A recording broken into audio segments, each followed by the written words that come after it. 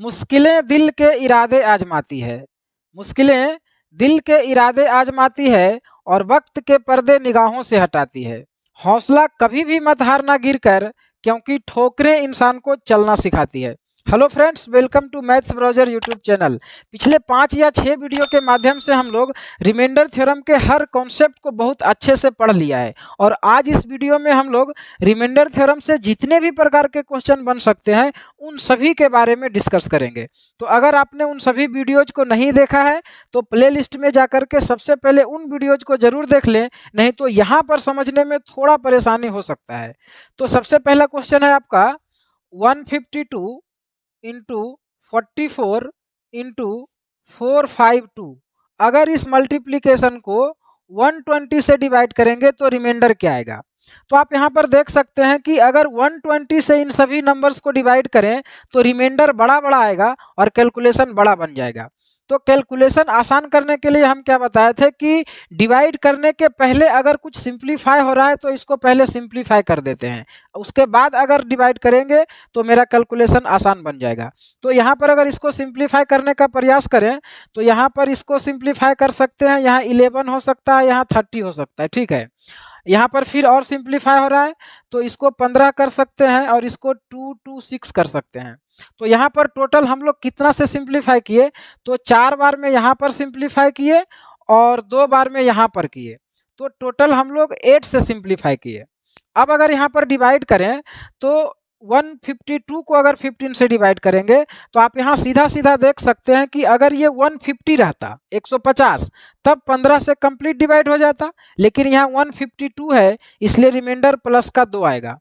अब 11 को अगर 15 से डिवाइड करें तो रिमाइंडर क्या आ जाएगा, माइनस का 4 आएगा। अब देखिए यहाँ पर पॉजिटिव रिमाइंडर लेंगे तो 11 आ जाएगा, तो कैलकुलेशन थोड़ा बड़ा हो जाएगा। तो जो रिमाइंडर हमारे कैलकुलेशन को आसान बनाएगा हम उसी रिमाइंडर को लेंगे, ठीक है। ये सब चीज़ आपको पता होगा अगर पिछले वीडियोज को देखे होंगे तो।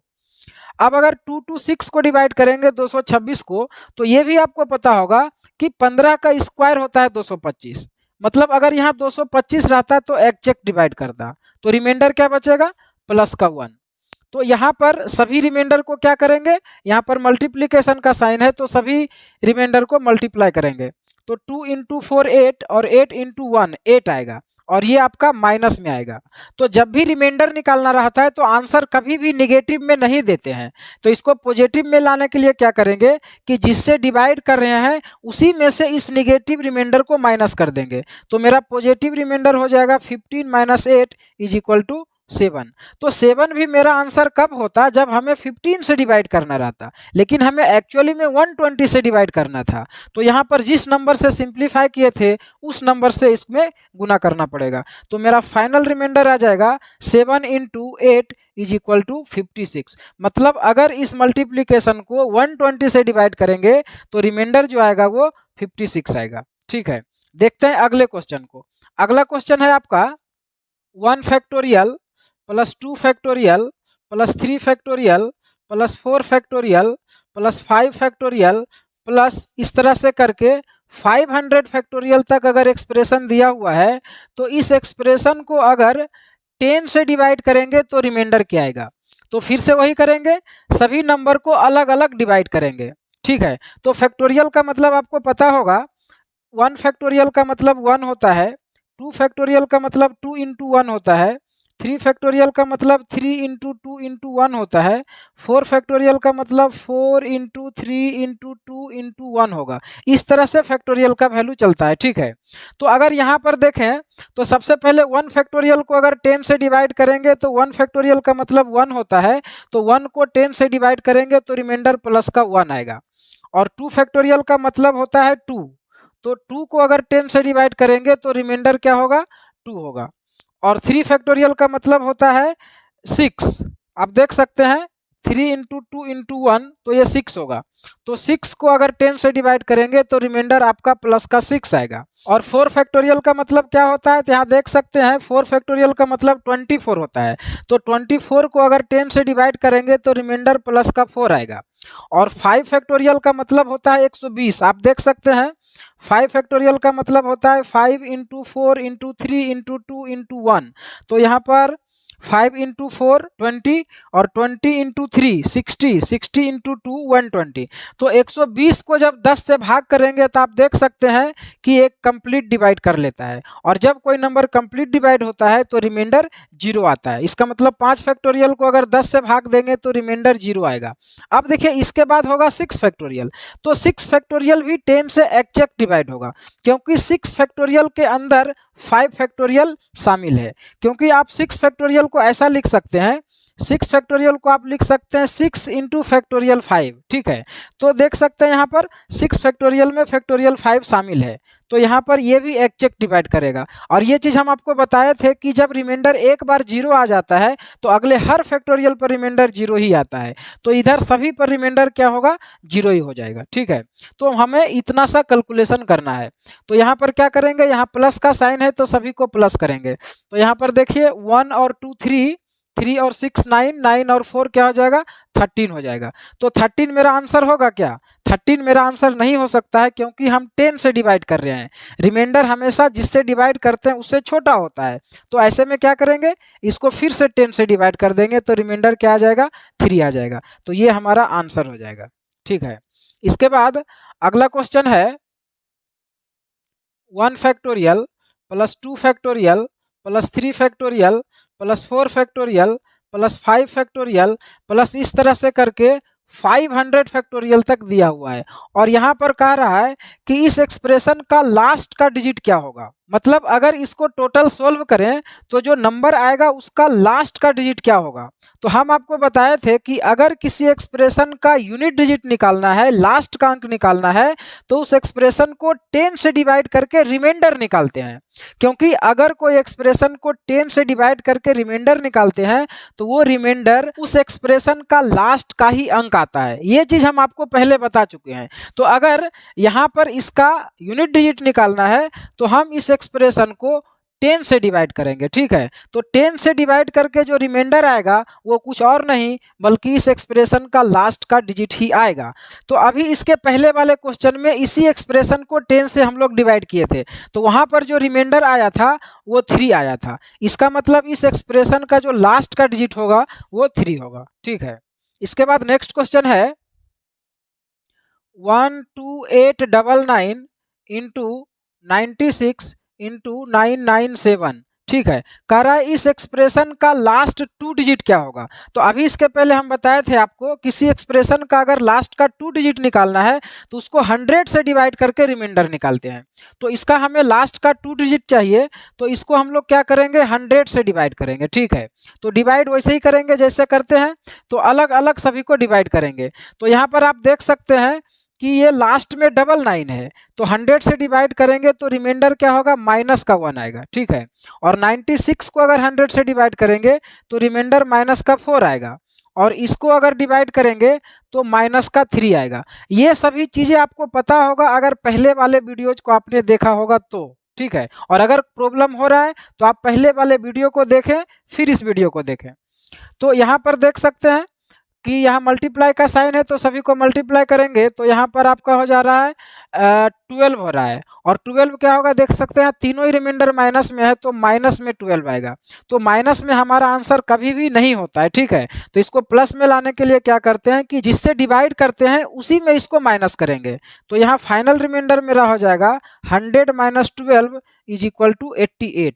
तो अगर इस एक्सप्रेशन को 100 से डिवाइड करेंगे तो रिमाइंडर जो आएगा वो 88 आएगा, और साथ के साथ इस एक्सप्रेशन का जो लास्ट का 2 डिजिट होगा वो 88 होगा, ठीक है। आते हैं नेक्स्ट क्वेश्चन पर।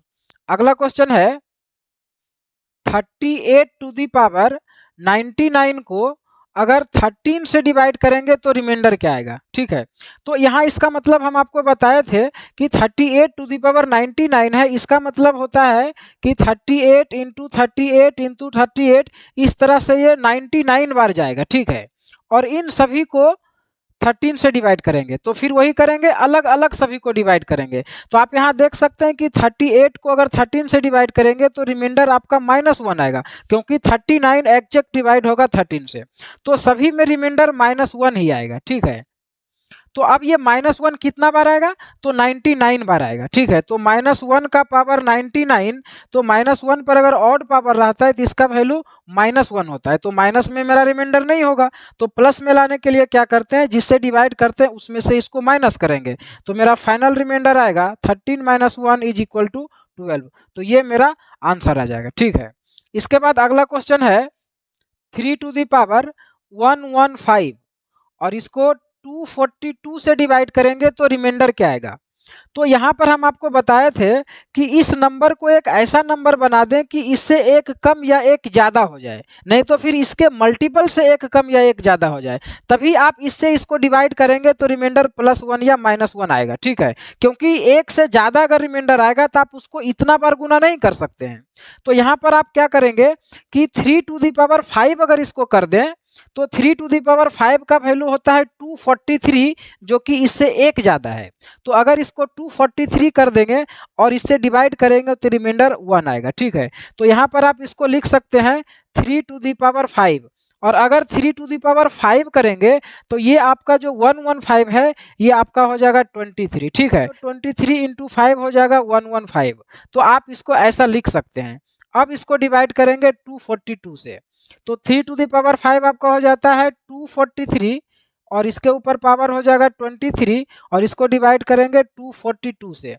तो आप देख सकते हैं डिवाइड करेंगे तो रिमाइंडर क्या आएगा, प्लस का 1 आएगा, और प्लस का 1 कितना बार आएगा, 23 बार आएगा, तो ये क्या हो जाएगा, 1 हो जाएगा। तो ये मेरा रिमाइंडर आ गया। ठीक है, इसके बाद अगला क्वेश्चन है 67 to the power 54 plus 32 to the power 79, और इस एक्सप्रेशन को अगर 11 से डिवाइड करेंगे तो रिमाइंडर क्या आएगा। ठीक है, तो फिर से अलग अलग डिवाइड करेंगे।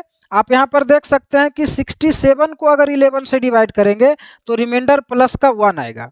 ठीक है, और 32 को अगर 11 से डिवाइड करेंगे तो रिमाइंडर माइनस का 1 आएगा। ठीक है, तो ये प्लस का 1 कितना बार आएगा, 54 बार आएगा, और ये माइनस का 1 कितना बार आएगा, तो 79 टाइम्स आएगा।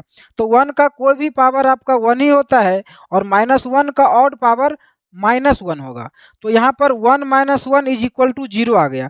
तो जब इस एक्सप्रेशन को 11 से डिवाइड किया तो रिमाइंडर 0 आ गया। इसका मतलब ये हुआ कि ये एक्सप्रेशन 11 से एग्जैक्ट डिवाइड है। ठीक है, आते हैं नेक्स्ट क्वेश्चन पर। नेक्स्ट क्वेश्चन है आपका 79 टू द पावर 37 और -3, इसको अगर 80 से डिवाइड करें तो रिमाइंडर क्या आएगा। ठीक है, तो फिर से अलग अलग डिवाइड करेंगे। तो आप यहाँ सीधा देख पा रहे होंगे कि 79 को अगर 80 से डिवाइड करें तो रिमाइंडर आपका -1 आएगा। ठीक है, और ये -1 कितना बार आएगा, तो 37 बार आएगा, और -3 को अगर 80 से डिवाइड करेंगे तो रिमाइंडर आपका 3 आएगा। तो -1 का ऑड पावर -1 होगा, और ये -3 करेंगे तो ये -4 आ जाएगा, और माइनस में हमारा रिमाइंडर आंसर कभी भी नहीं होता है। तो इसको पॉजिटिव में लाने के लिए क्या करेंगे, जिससे डिवाइड कर रहे हैं उसी से इसको माइनस कर देंगे। तो मेरा फाइनल आंसर हो जाएगा 80 - 4 = 76। तो 76 मेरा रिमाइंडर आ जाएगा। अगर इस एक्सप्रेशन को 80 से डिवाइड करेंगे तो रिमाइंडर 76 आएगा। ठीक है, इसके बाद अगला क्वेश्चन है 2 टू द पावर 52 को 48 से डिवाइड करेंगे तो रिमाइंडर क्या आएगा। तो इस तरह के क्वेश्चन में हम आपको बताए थे कि यहाँ पर जो नंबर रहता है इसको एक ऐसा नंबर बना दें कि इससे एक कम या एक ज़्यादा हो जाए, या फिर इसके मल्टीपल से एक कम या एक ज़्यादा हो जाए, तभी इससे डिवाइड करके आप रिमाइंडर +1 या -1 प्राप्त कर सकेंगे। क्योंकि यहाँ पर जो पावर 52 दिया हुआ है तो 1 के अलावा आप किसी नंबर को 52 टाइम्स इंटू कर ही नहीं सकते हैं। तो हमेशा इसी बात पर फोकस करना है कि इसको एक ऐसा नंबर बना दें कि इससे डिवाइड करने पर रिमाइंडर +1 या -1 आवे। तो अगर आप यहाँ पर देखें तो 2 के कौन से पावर के लिए इसका वैल्यू 48 से एक कम या एक ज़्यादा हो जाए, तो आप यहाँ पर देखेंगे कि 2 के कोई पावर के लिए आपको ऐसा नंबर मिलेगा ही नहीं कि 48 से एक कम या एक ज़्यादा हो जाए। तो अब क्या करेंगे, पहले इस एक्सप्रेशन को सिंप्लीफाई करेंगे। ठीक है, तो अगर आप इसको सिंप्लीफाई करेंगे तो इसके लिए 48 का फैक्टर करना पड़ेगा। तो 48 का अगर फैक्टर करेंगे तो 2 बार में जाएगा 24, फिर 2 बार में 12, फिर 2 बार में 6, और फिर 2 बार में 3। तो 48 को आप लिख सकते हैं, ये तो आपका ऊपर वाला 2 टू द पावर 52 रहेगा ही, और नीचे 48 को आप लिख सकते हैं 2 टू द पावर 4 और इंटू 3, ठीक है। तो आप यहाँ पर देख सकते हैं ये दोनों सिंप्लीफाई होगा, नीचे 2 4 बार है और ऊपर में 2 जो है वो 52 बार है, तो 4 बार ऊपर नीचे कट जाएगा, तो क्या बचेगा, यहाँ 52 बार में 4 बार कट जाएगा तो बचेगा 2 टू दी पावर 48, ठीक है। और इसको डिवाइड करेंगे किससे, 3 से, ये आपका कट जाएगा। तो इधर आध भी रखना है कि 2 टू दी पावर 4 मतलब 16 से हम लोग सिंप्लीफाई किया एक्सप्रेशन को, ठीक है।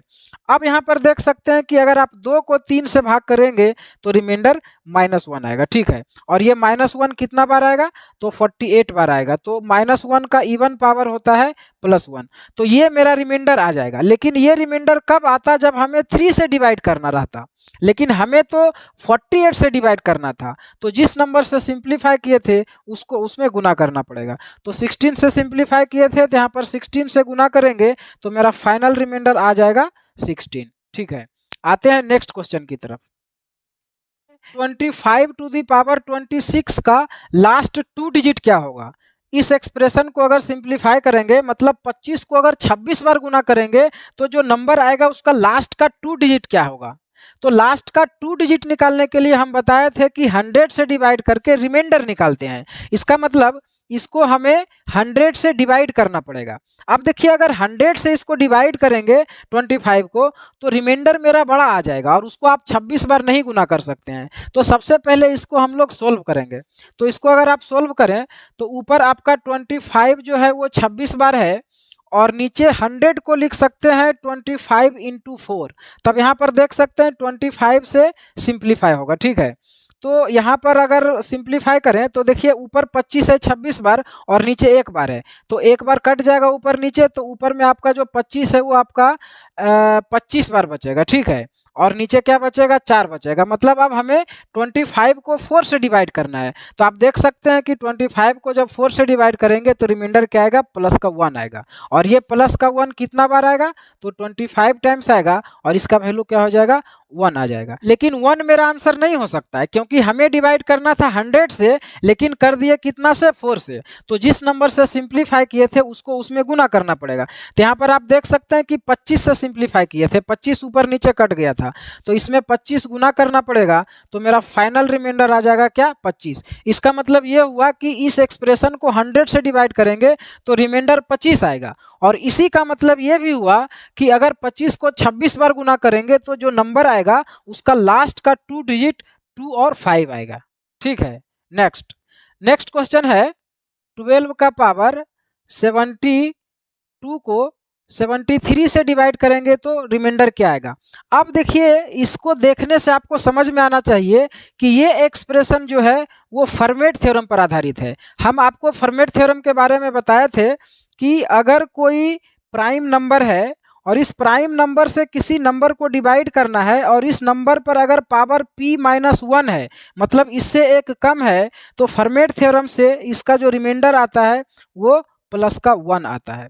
तो आप यहाँ पर देख सकते हैं नीचे एक प्राइम नंबर है, ठीक है, और इसके ऊपर जो पावर है वो इससे एक कम है, मतलब 73 से एक कम है। साथ के साथ हम ये भी बताए थे कि n और p ये दोनों में कुछ कॉमन नहीं होना चाहिए। तो यहाँ पर भी 73 और 12 में कुछ कॉमन नहीं है, इसका मतलब ये सीधा आपको फर्मेट थ्योरम पर आधारित है। तो इसका आंसर क्या हो जाएगा, प्लस का 1 हो जाएगा। तो +1 आपका आंसर आ जाएगा, ठीक है। इसके बाद अगला क्वेश्चन है 30 फैक्टोरियल को 31 से डिवाइड करेंगे तो रिमाइंडर क्या आएगा। तो ये अगर आप देखें तो विल्सन थ्योरम पर आधारित है। विल्सन थ्योरम हम बताए थे, अगर आपको याद होगा तो हम बताए थे कि अगर n-1 फैक्टोरियल को n से डिवाइड करते हैं, जहां n एक प्राइम नंबर होता है, तो इसका जो रिमाइंडर आता है वो n-1 ही हो जाता है, ठीक है। तो अगर आप यहाँ पर देखें तो n एक प्राइम नंबर भी है और ऊपर n-1 मतलब इससे एक कम होना चाहिए। तो यहाँ पर देखिए ऊपर इससे एक कम भी है, तो ये आपका विल्सन थ्योरम पर है। तो ऐसे में इसका रिमाइंडर क्या हो जाता है, यही वाला नंबर हो जाता है, यहाँ वाला। आप देख सकते हैं जो रिमाइंडर आता है वो n-1 आता है, यहाँ वाला नंबर। तो इसका रिमाइंडर सीधा आपका 30 हो जाएगा। तो 30 मेरा आंसर हो जाएगा, ठीक है। इसके बाद है आपका अगला क्वेश्चन 7 टू दी पावर 48 को 17 से डिवाइड करेंगे तो रिमाइंडर क्या आएगा, ठीक है। तो नीचे देखिए यहाँ पर प्राइम नंबर है, तो अगर प्राइम नंबर होता है तो या तो विल्सन थ्योरम या फिर फर्मेट थ्योरम पर क्वेश्चन जा सकता है, ठीक है। तो यहाँ पर प्राइम नंबर तो है, लेकिन अगर यहाँ पर पावर इससे एक कम रहता तब यह फर्मेट थ्योरम पर होता। तो देखते हैं हम लोग ऐसा कर सकते हैं क्या, अगर यहाँ पर 17 पावर है और यहाँ पर 16 पावर हो जाए तब ये आपका फर्मेट थ्योरम पर हो जाएगा, ठीक है। तो अगर इसको 16 करने का प्रयास करें, इसका मतलब 3 इससे निकाल के इसको देना पड़ेगा। तो अगर आप 7 को 7 टू दी पावर 3 कर दें तब इसके ऊपर आप पावर दे सकते हैं 16। पावर के ऊपर पावर गुना होगा तो आपका ये आ जाएगा, मतलब इसको ऐसा लिख सकते हैं। अब इसको अगर 17 से डिवाइड करें तब मेरा रिमाइंडर क्या होगा। अब देखिए यहाँ पर क्या करेंगे, ये सीधा फर्मेट थ्योरम पर है तो यहाँ कुछ भी नहीं करना है। ये नंबर क्या है इससे कोई मतलब नहीं है, ठीक है। केवल हमें देखना है कि नीचे प्राइम नंबर है और जो पावर है ऊपर वाला नंबर पर वो इससे एक कम है, इसका मतलब ये फर्मेट थ्योरम पर है। और अगर फर्मेट थ्योरम पर एक्सप्रेशन रहता है तो आंसर हमेशा प्लस का 1 आता है, तो मेरा आंसर हो जाएगा प्लस का 1, ठीक है। इसके बाद अगला क्वेश्चन है कि 4x cube minus 3x square plus 2x minus 4, अगर इस इक्वेशन को x प्लस 2 से डिवाइड करें तो रिमाइंडर क्या आएगा। और ये देखिए आपका एक अलजेब्रिक इक्वेशन है और इसको x प्लस 2 से डिवाइड करना है। तो अलजेब्रिक रिमाइंडर थ्योरम में हम आपको बताए थे कि अगर किसी इक्वेशन को किसी से डिवाइड करना रहेगा तो जिससे डिवाइड करना रहेगा उसी के बराबर में 0 मान लेंगे, ठीक है। तो यहाँ पर आपको x प्लस 2 से डिवाइड करना है तो x plus 2 is equal to 0 कर देंगे, इससे आपका x is equal to minus 2 आ जाएगा। अब क्या करेंगे कि इस x के वैल्यू को इस इक्वेशन में रखेंगे, तो जो वैल्यू आएगा रखने के बाद वही मेरा रिमाइंडर आएगा। और अगर रिमाइंडर 0 आ जाएगा इसका मतलब ये इक्वेशन x प्लस 2 से एग्जैक्ट डिवाइड होगा, ठीक है। तो x is equal to minus 2 अगर इसमें रखेंगे तो क्या होगा, 4x क्यूब का मतलब हो जाएगा 4 इंटू एक्स क्यूब का मतलब माइनस 2 का क्यूब माइनस 3 और एक्स स्क्वायर का मतलब माइनस 2 का स्क्वायर और प्लस 2 इंटू एक्स के जगह में माइनस 2 और माइनस 4। तो ये क्या हो जा रहा है, ये आपका 2 का क्यूब माइनस 2 का क्यूब माइनस 8 होगा और माइनस 8 को अगर 4 में गुना करेंगे तो माइनस 32 होगा। और यहाँ पर देख सकते हैं कि माइनस 2 का स्क्वायर 4 हो जाएगा और 4 को 3 में इंटू करेंगे तो 12 हो जाएगा और यहाँ पर आपका माइनस 4 हो जाएगा और फिर माइनस 4। तो ये आपका हो जाएगा, सारा का सारा चीज़ माइनस में ही आ रहा है, ठीक है। तो यह कितना हो जाएगा, 4 4 8 और 12 20, 20 और 32 आपका माइनस का 52 आ रहा है। इसका मतलब ये हुआ कि x प्लस 2 से अगर इसको डिवाइड करेंगे तो रिमाइंडर माइनस का 52 आएगा। अब आप सोच रहे होंगे कि रिमाइंडर में तो बोले माइनस में आंसर नहीं देंगे, लेकिन जब अलजेब्रिक इक्वेशन रहेगा, अलजेब्रा से जब आपका रिमाइंडर पूछेगा वहाँ पर आपका माइनस में भी हो सकता है, फ्रैक्शन में भी हो सकता है, हर प्रकार से रिमाइंडर हो सकता है, ठीक है। तो आपका आंसर क्या हो जाएगा, माइनस का 52। नेक्स्ट क्वेश्चन भी आपका अलजेब्रा पर ही है। ये कह रहा है X cube minus A X square plus 6x minus A, अगर इस इक्वेशन को x माइनस ए से डिवाइड करें तो रिमाइंडर क्या आएगा।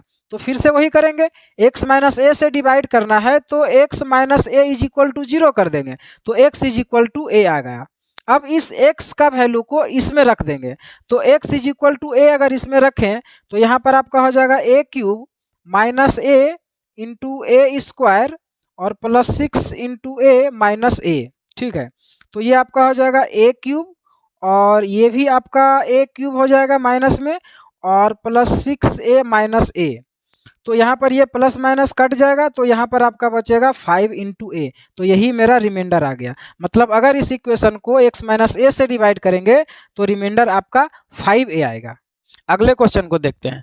ये कह रहा है 10 to the power 1 plus 10 to the power 2 plus 10 to the power 3, इस तरह से करके अगर 10 टू दी पावर 100 तक जाएं और उस एक्सप्रेशन को 100 से डिवाइड करेंगे तो रिमाइंडर क्या आएगा। यहाँ पर आपका दिया हुआ है 10 to the power 1 plus 10 to the power 2 plus 10 to the power 3 plus 10 to the power 4, इस तरह से करके 10 टू दी पावर 100 तक जाएंगे और इसको अगर 6 से डिवाइड करें तो रिमाइंडर क्या आएगा। तो हम वही करेंगे, फिर से अलग अलग सबको डिवाइड करेंगे। तो 10 टू दी पावर 1 का मतलब होता है 10 और 10 को जब 6 से डिवाइड करेंगे तो रिमाइंडर प्लस का 4 आएगा।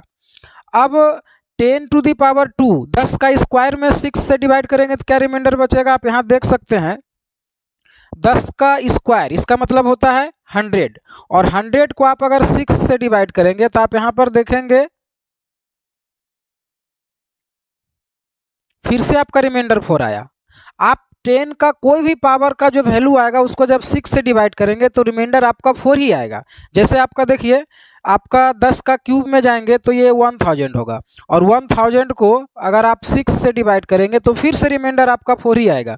यहाँ एक बार में लगाएंगे 6 4, फिर आपका 6 बार में लगाएंगे 36 4 0, और फिर आप 6 बार में लगाएंगे 36, तो फिर से आपका 4 आया। ये हमेशा आपका 6 बार में ही लगेगा, पहले 1 बार में लगेगा, उसके बाद हमेशा आपका 6 बार में ही लगेगा, और रिमाइंडर हमेशा आपका 4 ही आएगा। ठीक है, जैसे यहाँ पर 10 टू द पावर 4 लेते तो यहाँ एक जीरो और आता, तो इसको फिर से यहाँ पर लाते तो फिर से आपका 6 बार में लगता 36, और फिर से आपका 4 आता। इसका मतलब ये हुआ कि 10 के कोई पावर के लिए जब 6 से डिवाइड करेंगे तो रिमाइंडर 4 ही आएगा। इसका मतलब यहाँ पर सभी जगह रिमाइंडर 4 ही आएगा। ठीक है, तो यहाँ भी रिमाइंडर 4 आएगा, यहाँ भी 4 आएगा, यहाँ भी 4 आएगा, और यहाँ भी 4 ही आएगा।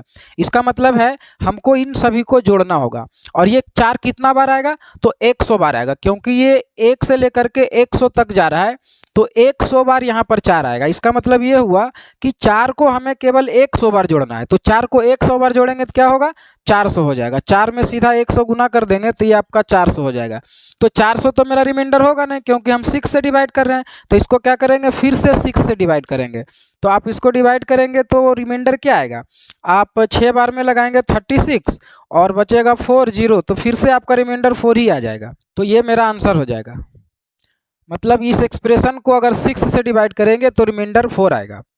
नेक्स्ट क्वेश्चन ये कह रहा है कि 27 to the power 23 plus 19 to the power 23, इसको अगर 2 से भाग करेंगे तो रिमाइंडर क्या आएगा।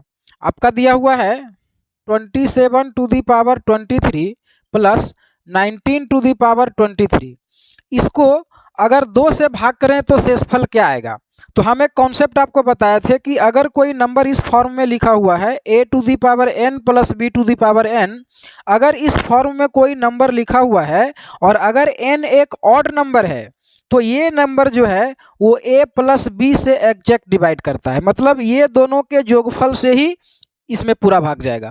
इसका मतलब ये हुआ कि ये नंबर आप देख सकते हैं कि इसी फॉर्म में लिखा हुआ है और यहाँ पर ऑड नंबर भी है। ठीक है, इसका मतलब ये नंबर जो है 27 प्लस 19 से एग्जैक्ट डिवाइड करेगा।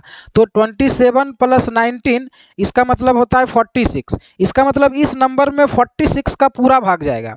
आप सोच सकते हैं कि अगर जो नंबर में 46 का भाग जाएगा वो नंबर 100% इवन नंबर होगा, सम संख्या होगा, क्योंकि 46 जो है वो इवन नंबर है। ठीक है, तो अगर 46 से पूरा भाग जा रहा है तो हमें भाग करना है 2 से, तो जब 46 से भाग जा रहा है तो 2 से भी पूरा भाग जाएगा। इसका मतलब ये हुआ कि अगर इस एक्सप्रेशन को 2 से डिवाइड करेंगे तो जो रिमाइंडर आएगा हमारा 0 आएगा, क्योंकि जब कोई नंबर किसी से एग्जैक्ट डिवाइड करता है तो रिमाइंडर 0 आता है। तो यहाँ पर मेरा आंसर होगा 0। ठीक है, नेक्स्ट क्वेश्चन आपका है, ये कह रहा है कि 3 to the power 41 plus 7 to the power 82, इस एक्सप्रेशन को 52 से डिवाइड करेंगे तो रिमाइंडर क्या आएगा।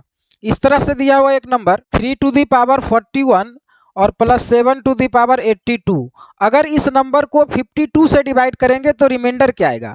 तो आप देख सकते हैं कि ये नंबर कुछ इसी फॉर्म में लिखा हुआ है a to the power n plus b to the power n, लेकिन ये नंबर मेरा a प्लस बी से एग्जैक्ट डिवाइड कब करता है, जब ये दोनों नंबर सेम होता है और दोनों नंबर ऑड नंबर होता है। तो अगर हम यहाँ पर ऐसा कर पाएँ कि ये दोनों नंबर को सेम कर दें और दोनों को ऑड नंबर कर दें, तब ये नंबर जो है यहाँ और यहाँ वाला जो नंबर रहेगा उसका जोगफल से डिवाइड होगा। ठीक है, तो आप इसको इस तरह से लिख सकते हैं, ये तो आपका 3 टू दी पावर 41 है और यहाँ पर देखिए 41 का डबल लिखा हुआ है, तो अगर 2 निकाल के पावर को इस पर अगर दे दें, मतलब इसको इस तरह से लिख दें 7 का स्क्वायर कर दें। ठीक है, तो यहाँ पर आपका क्या बचेगा, 41 बचेगा, क्योंकि पावर के ऊपर पावर गुना होता है, तो आप इसको इस तरह से लिख सकते हैं। ठीक है, तो इसका मतलब आप इसको ऐसे भी लिख सकते हैं 3 टू दी पावर 41 और 7 का स्क्वायर आपका हो जाएगा 49 और इसका पावर आपका 41। अब ये देखिए ये नंबर जो आया वो इस फॉर्म में आ गया, दोनों नंबर सेम भी हो गया और दोनों नंबर ऑड नंबर भी है। इसका मतलब क्या हुआ कि ये नंबर जो है 3 प्लस 49 से एग्जैक्ट डिवाइड करेगा। तो 3 प्लस 49 का मतलब क्या होता है 52। इसका मतलब ये नंबर जो है 52 से एग्जैक्ट डिवाइड करेगा, ठीक है। और हमें डिवाइड भी 52 से ही करना है, तो 52 से एग्जैक्ट डिवाइड कर रहा है, तो रिमाइंडर क्या आएगा, रिमाइंडर जो है वो मेरा 0 आ जाएगा, ठीक है। नेक्स्ट क्वेश्चन देखते हैं।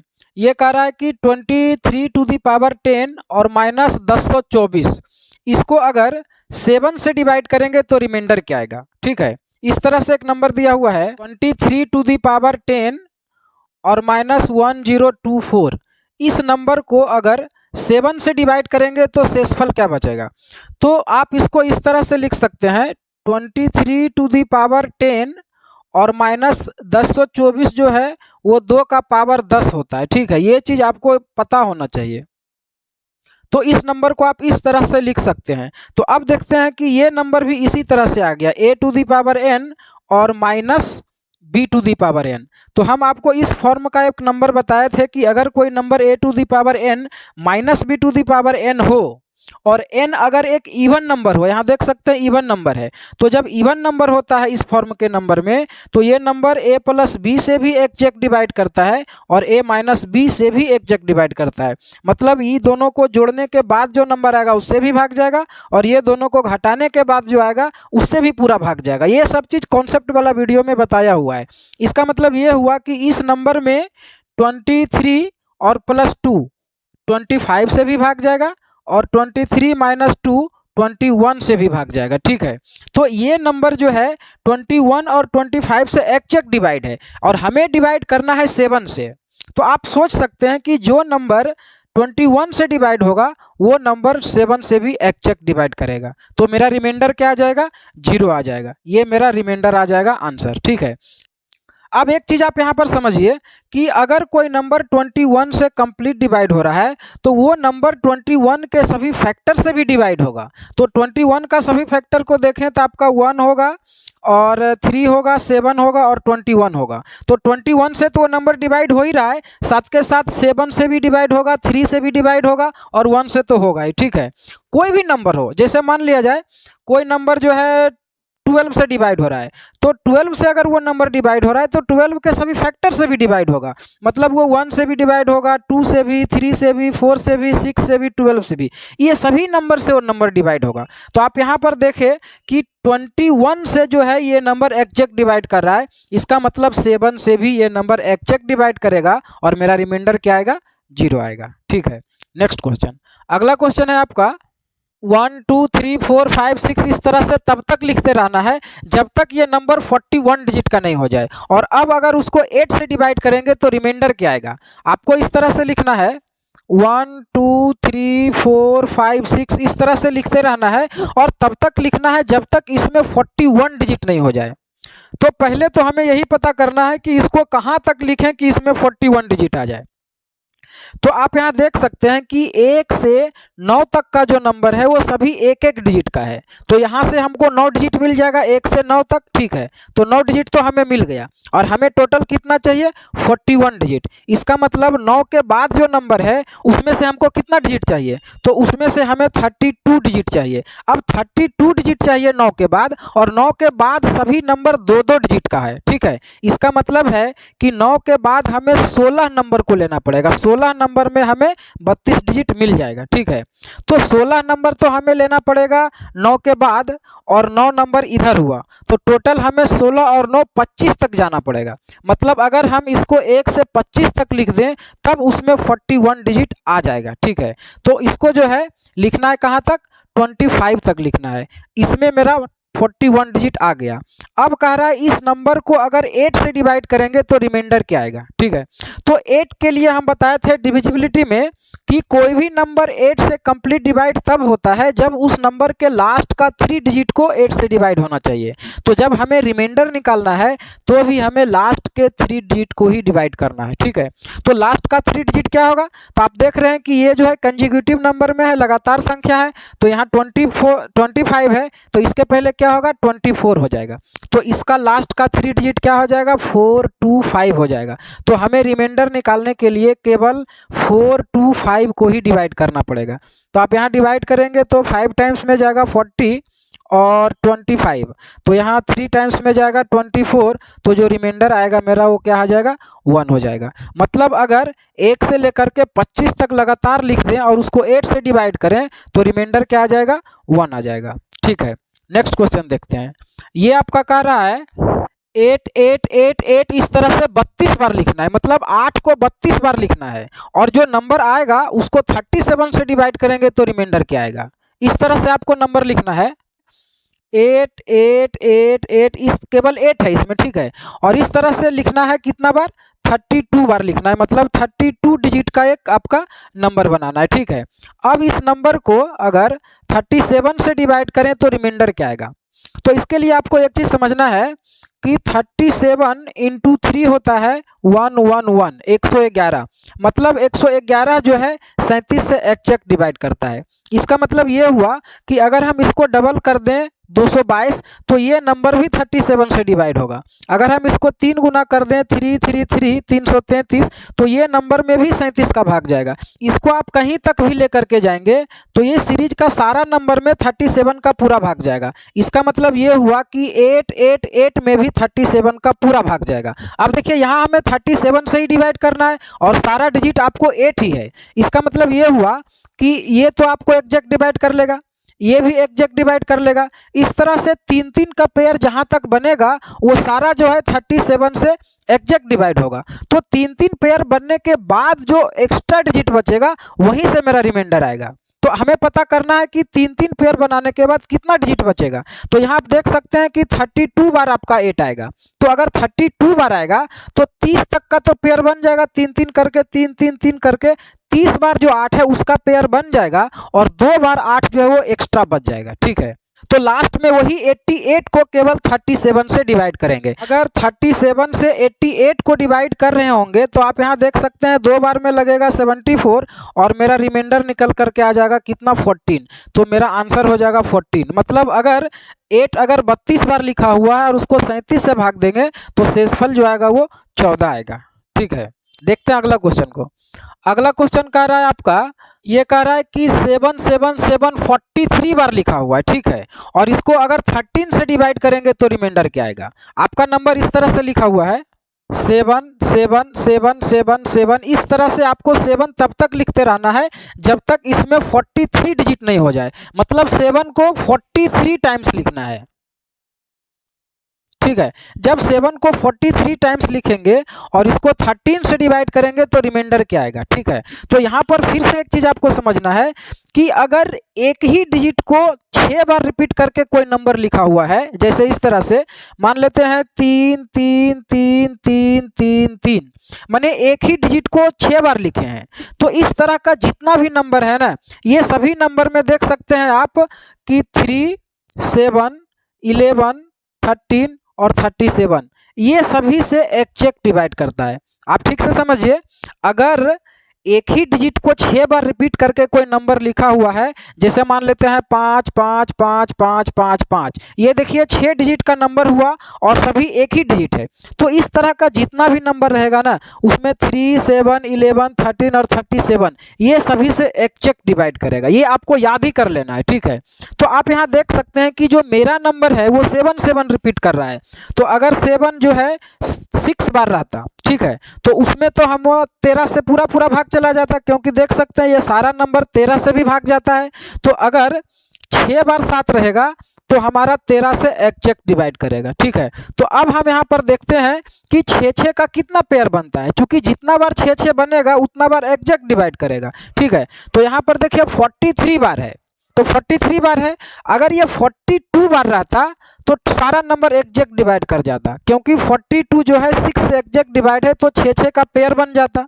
तो हमारा लास्ट में केवल एक ठो ही 7 बचेगा, ठीक है। तो उसको जब 13 से डिवाइड कर रहे होंगे तो नहीं भाग जाएगा और रिमाइंडर आपका 7 ही आएगा। तो आप समझ गए होंगे कि अगर ये 7 को 43 बार लिखें और 13 से डिवाइड करें तो जो रिमाइंडर आएगा वो 7 आएगा। क्योंकि इसको अगर आप 6 का पेयर बनाएंगे तो देखिए एक पेयर बनेगा, फिर 2 पेयर बनेगा। इस तरह से पेयर बनाने के बाद लास्ट में आपका एक ही तो 7 एक्स्ट्रा बचेगा, क्योंकि ये 43 बार है तो 42 बार जो 7 रहेगा उसका पेयर बन जाएगा, तो एक 7 एक्स्ट्रा बचेगा और यही मेरा रिमाइंडर आ जाएगा, क्योंकि जब 7 बचेगा तो 13 से और भाग नहीं जाएगा, तो यही मेरा रिमाइंडर आ जाएगा। ठीक है, नेक्स्ट क्वेश्चन देखते हैं।